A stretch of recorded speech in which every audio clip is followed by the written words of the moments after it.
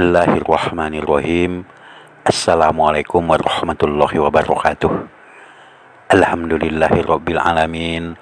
Wassalatu wassalamu ala asyrofil anbiya'i wal mursalin wa ala alihi wa sahbihi ajmain. Amma ba'd. Sahabat channel berbagi ilmu yang dirahmati Allah, senang sekali kembali bertemu dengan Anda dalam channel ini, dan saya berharap dan berdoa agar Allah selalu memberikan yang terbaik untuk kita. Amin ya rabbal alamin. Adapun kajian kita pada kali ini adalah tentang ciri atau tempat usaha ataupun tempat makan yang pakai jin pelaris ataupun yang pakai pesugihan untuk melariskan dagangannya.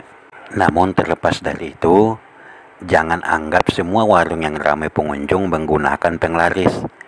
Sebab dalam beberapa kasus memang cita rasa sebuah warung tersebut begitu nikmat sehingga tak mengherankan bila pengunjungnya begitu ramai. Salah satu pesugihan yang paling terkenal dan diduga masih ada yang melakukannya hingga saat ini adalah pesugihan penglaris makanan. Masih banyak yang percaya bahwa jin penglaris dapat membuat usaha kulinernya jadi ramai dengan tujuan untuk mendapatkan keuntungan yang banyak. Tak bisa dipungkiri, meskipun sekarang sudah zamannya maju dan canggih, akan tetapi masih banyak kegiatan-kegiatan praktek ilmu hitam atau pesugihan ataupun bersekutu dengan jin masih banyak yang melestarikannya.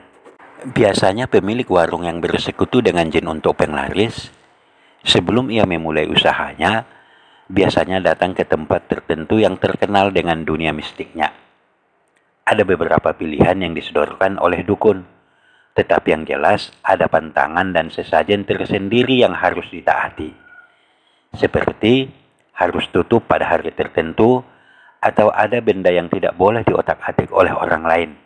Itu adalah bagian dari kesepakatan dengan jin penglaris tersebut. Nah, seperti apakah ciri-ciri warung yang bersekutu dengan jin untuk sebagai penglaris?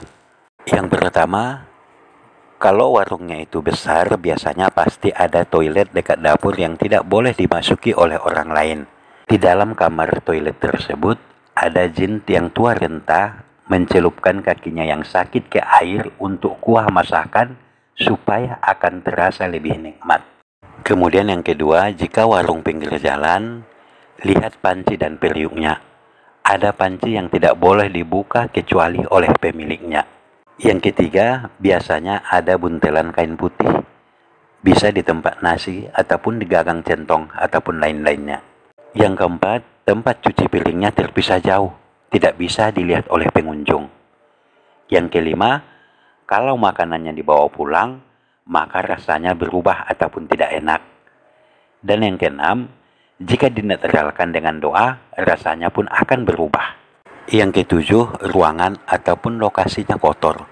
Biasanya yang menggunakan penglaris jin kerap tidak mempedulikan tempat usaha ataupun berdagang karena disibukkan dengan banyaknya pembeli yang datang.